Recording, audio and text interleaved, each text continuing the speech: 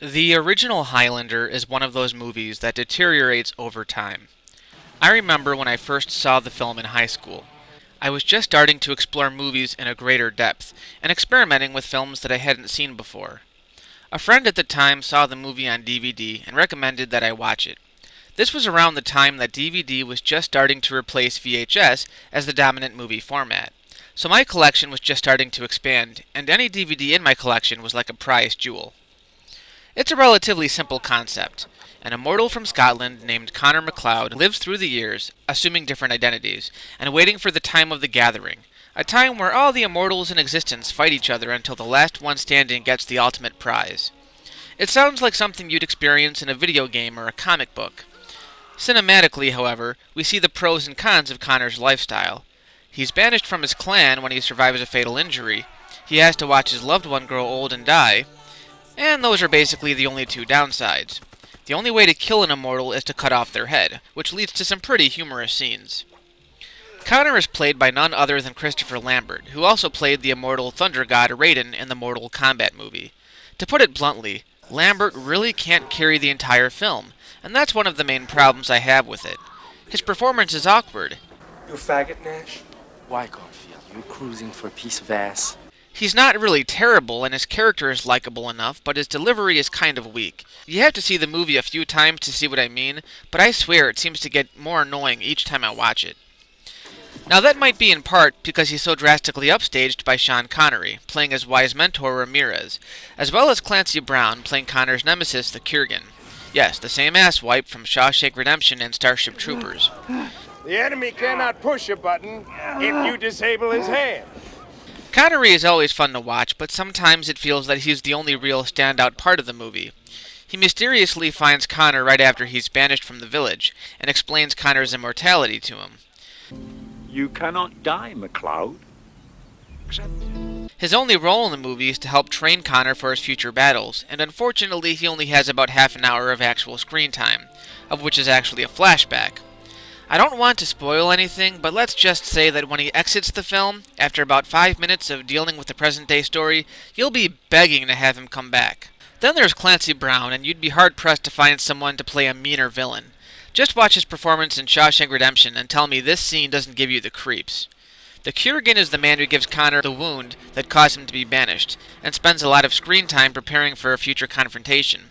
He dresses himself to look like an ugly 80s thrash metal punker, even resorting to shaving his head and using, get this, safety pins to close an open neck wound. He scares the shit out of old ladies, and generally enjoys being an unpleasant badass. Every second of screen time is a joy to watch because he's a real prick, and they don't give him any reason for it. The end fight between him and Connor is awesome, and is well worth all the build-up. Now, aside from Sean Connery and Clancy Brown, the other actors are just stiff, and for a movie where Christopher Lambert is the lead, that really becomes a problem. The whole time you're just wishing to see more of the Kurgan or Ramirez. The other problem I have with the movie are the flashbacks. It's a jarring experience, and at first audiences might not understand that Connor is an immortal. We find out gradually as the film goes on, which is fine, but it constantly throws us back and forth in time. Honestly, I prefer the flashback sequences to the modern story, which takes place in 1980s New York, but they happen a bit too frequently and sometimes pull you out of the movie. Not to mention that some of the scenes, like the Victorian and World War II settings, were unnecessary. The best way to describe this movie, it's a great concept with some flawed execution. It's not bad, but it definitely loses its charm the more you see it. And I admit, when I first experienced the movie in high school, I loved it. It certainly has a certain appeal, and has some charming elements. And the action scenes are really good, but they could have found someone better to portray the lead character, and Christopher Lambert just got worse as the series went on. Highlander 2 is the strangest sequel to a movie I've ever seen, because it breaks all the rules of the first film. We find out that the Immortals are actually exiled aliens from the planet Zeist, led by a militant General Katana, played by Michael Ironside, another awesome movie badass. And coincidentally, both he and Clancy Brown were good guys in Starship Troopers. It turns out Connor and Ramirez led a rebellion against Katana, were captured, and for treason were exiled to Earth, where they become immortal. Right off the bat, think about just how badly they've shredded the canon of the first film. For starters, it doesn't explain how Ramirez and Connor met, because in the first film, Connor didn't know Ramirez.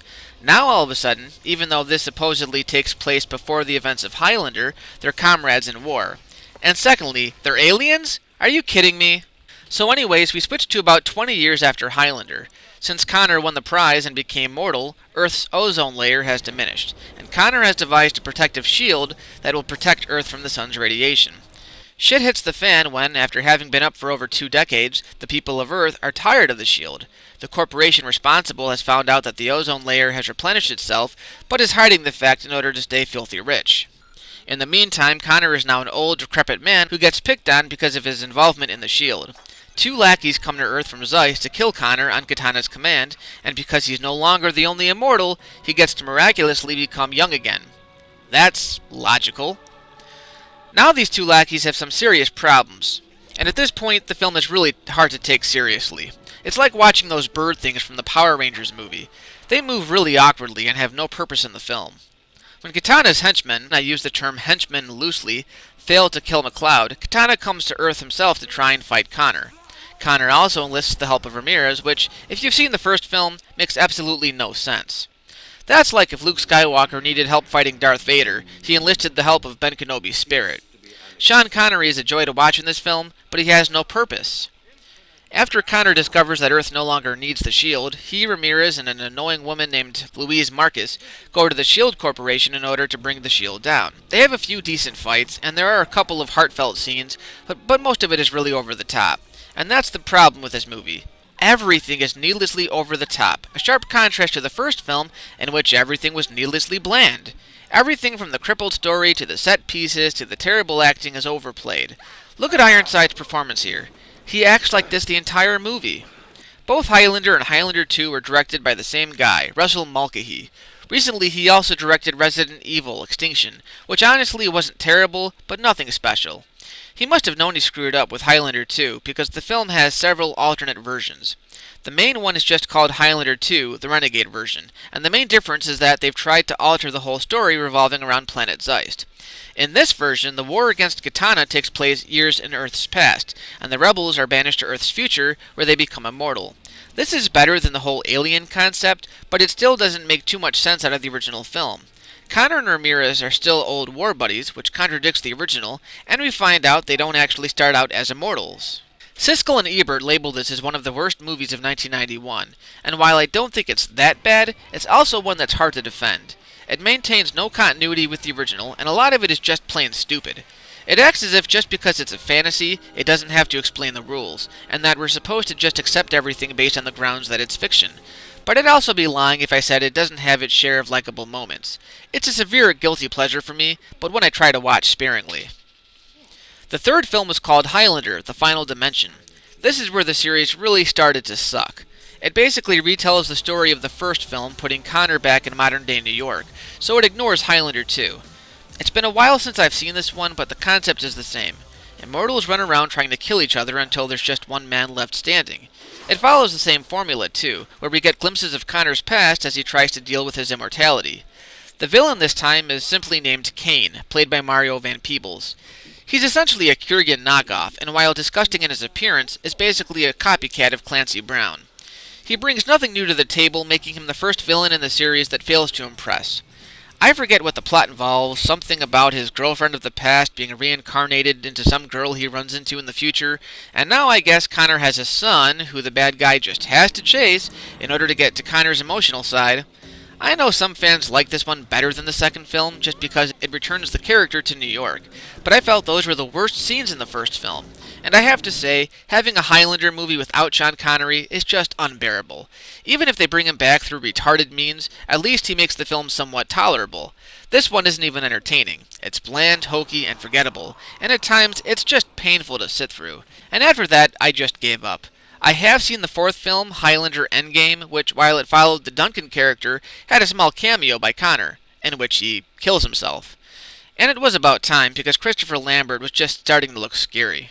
The first film at least tries to give us some emotional elements that has 2 very memorable characters. It was just a shame that neither one of them was a leading character. The second movie is bad, especially as a sequel, but if you're in the right mood and you're not expecting too much, I say hey, you have nothing to lose but 2 hours of your time. But after that, steer clear. The first 2 stand out as memorable films from my high school years.